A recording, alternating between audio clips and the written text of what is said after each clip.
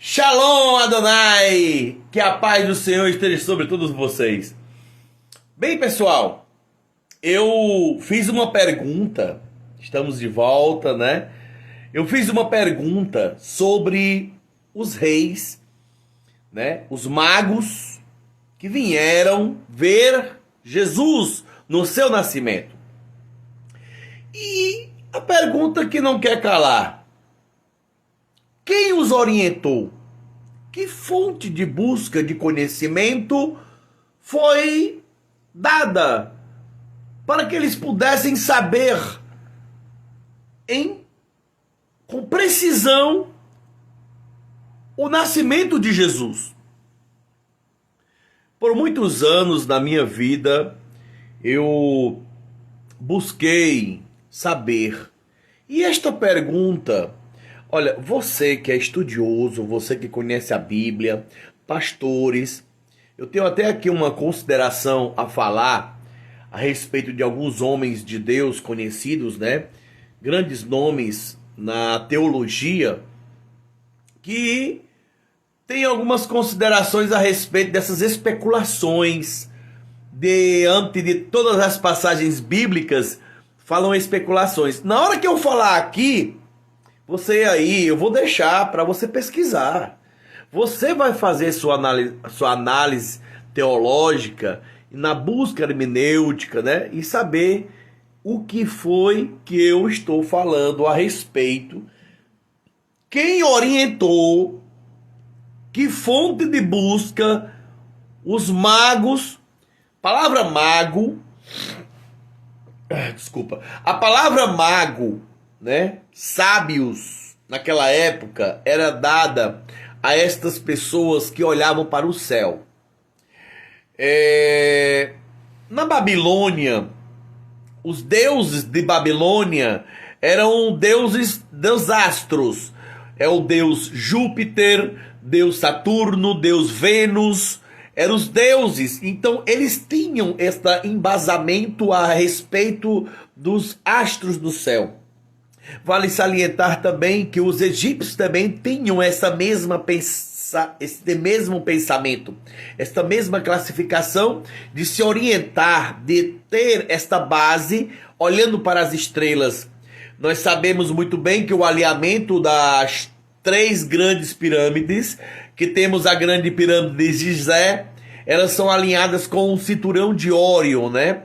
Para nós conhecedores aqui mais, é aquela chamada Três Maria, né? Que as pessoas sempre falam.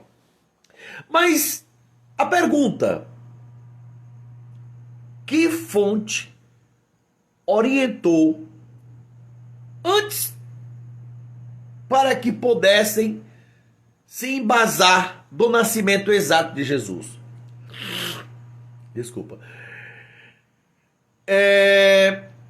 Você percebe que na passagem bíblica, Jesus, quando nasceu, que os sábios magos chegaram, eles foram até Herodes. Não foi no dia do nascimento, vale salientar. Foi após o nascimento que eles chegaram. Não posso aqui dizer que foi, né, logo uma semana, mas acreditamos que a chegada dos magos na presença da criança, do bebê que estava com Maria e José, foi mais de um mês ou 2 meses. Por que eu digo isso? Porque deu tempo de Maria e José levar a criança para serem apresentados no templo. Hein? Porque é tradição judaica a criança ser circuncidada ao 8º dia. Bem, vamos lá. Mas e a fonte? Bem, a fonte que nos mostra a Bíblia diz que ao chegar para Herodes, Herodes chamou os escribas. Quem são os escribas? Escribas são aqueles que fazem a transliteração, a tradução e também a cópia das escrituras, da Torá, da Taná, dos Neviins e Ketuvins. Principalmente os Neviins. Então eles têm memorizado todas as profecias. quando Herodes chamou os escribas e fariseus, ele perguntou: o que diz as escrituras a respeito do Messias? E eles leram uma passagem, salvo engano, em Jeremias, que fala: e tu, Belém, a menor entre as tribos, nascerá de ti que um que regerá as nações com vara de ferro. Mas é a pergunta novamente: o que eles anterior se orientaram para poder ter a noção do nascimento exato de Jesus? Há muito tempo eu venho pesquisando, eu venho analisando, e eu percebi... Oi, pai. Oi, meu filho. Só vim pegar o celular da mãe. Ok. Meu filho que passou aqui.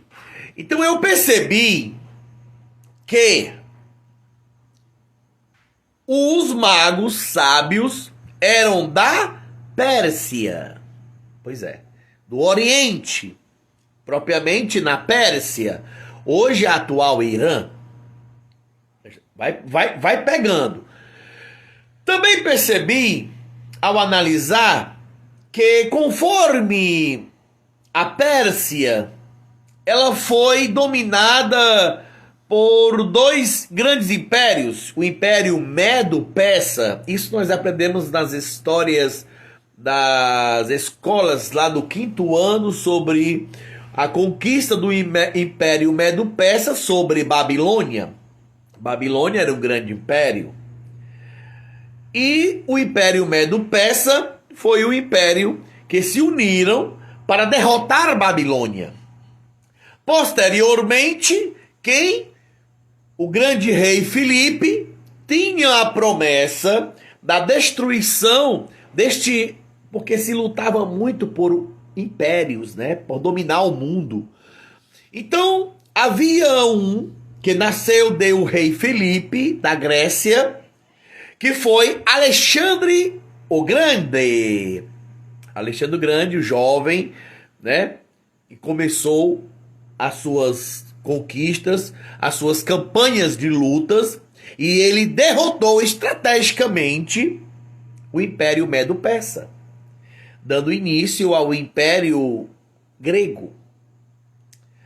Você pegou aí? Então vamos voltar aqui para o Império Persa. Antes de Persa, nós vamos para Babilônia.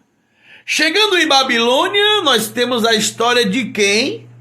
300 anos antes de Cristo, Babilônia invade Jerusalém e destrói e toca fogo na cidade. Quem eram os profetas daquela época? Nós temos Jeremias, nós temos Ezequiel, e tinha um jovem chamado Daniel. Então, pessoal, nós temos toda a história de Daniel. Tem um sonho de Nabucodonosor, que ele ficou desesperado e ele exigiu que os sábios pudessem interpretar o sonho e dizer o que ele sonhou. E se não acontecesse isso, ele matava todos os sábios. Tá entendendo? Então nós temos várias interpretações, revelações em Daniel, que fala a respeito da revelação da grande estátua, do sonho de Nabucodonosor.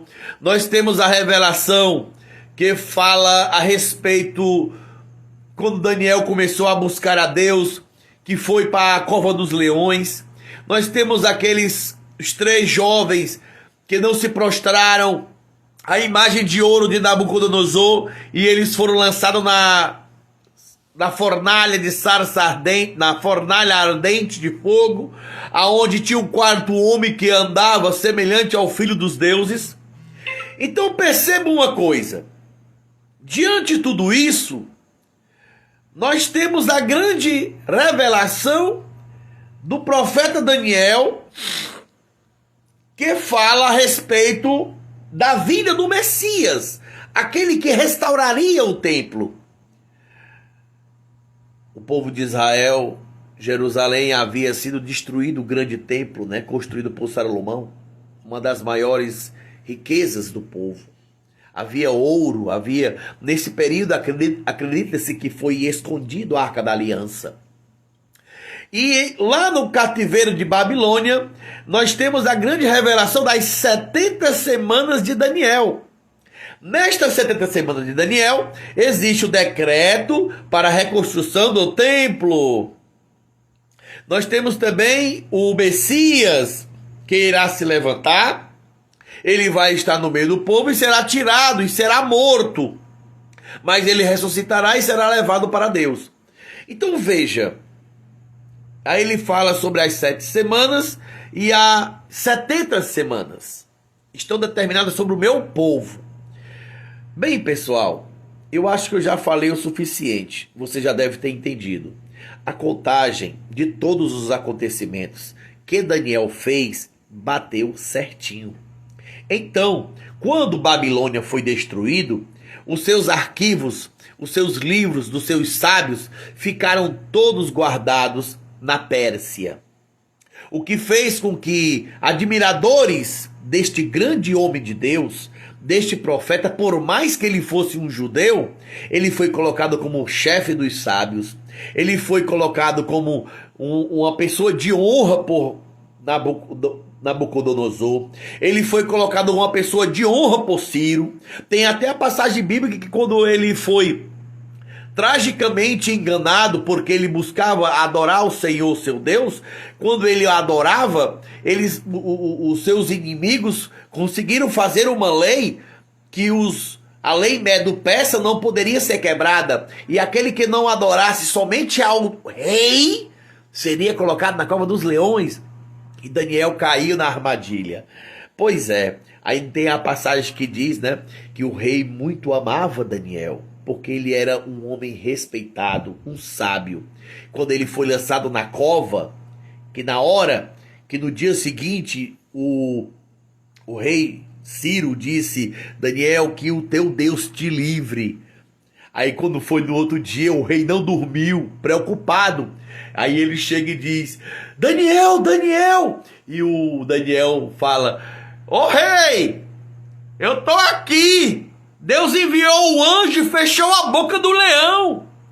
Esses acontecimentos trazem a memória de um homem de Deus, que tem vários exemplos de testemunho, de verdade, sinceridade, compromisso, honras. Foi colocado como principais dos sábios, principais dos satrapas, metrapas, todos aqueles homens presidentes, sábios e entendidos. Ele era o chefe.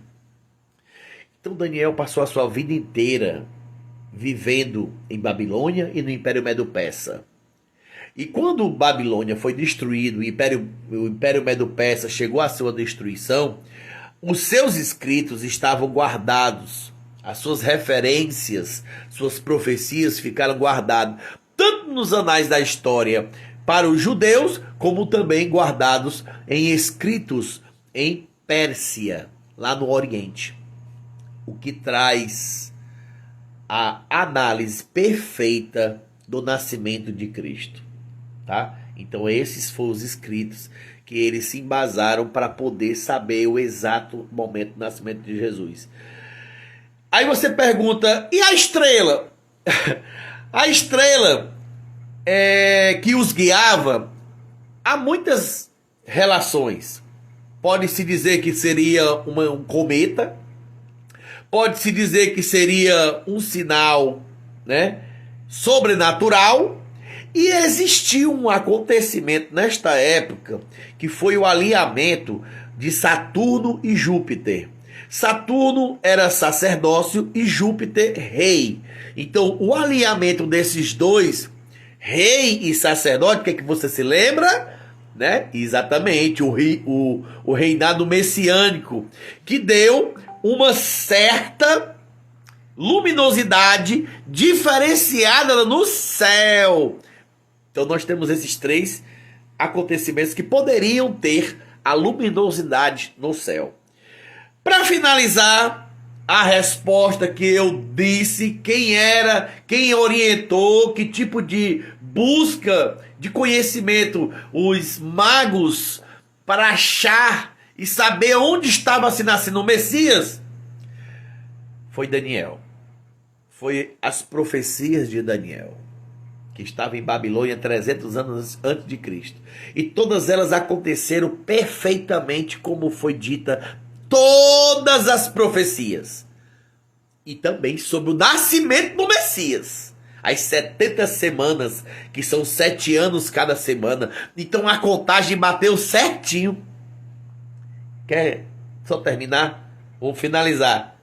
Jesus pegou e disse em Mateus 24, de acordo com a assolação da destruição do que falou o profeta Daniel, quem lê, entenda, sobre a volta de Jesus.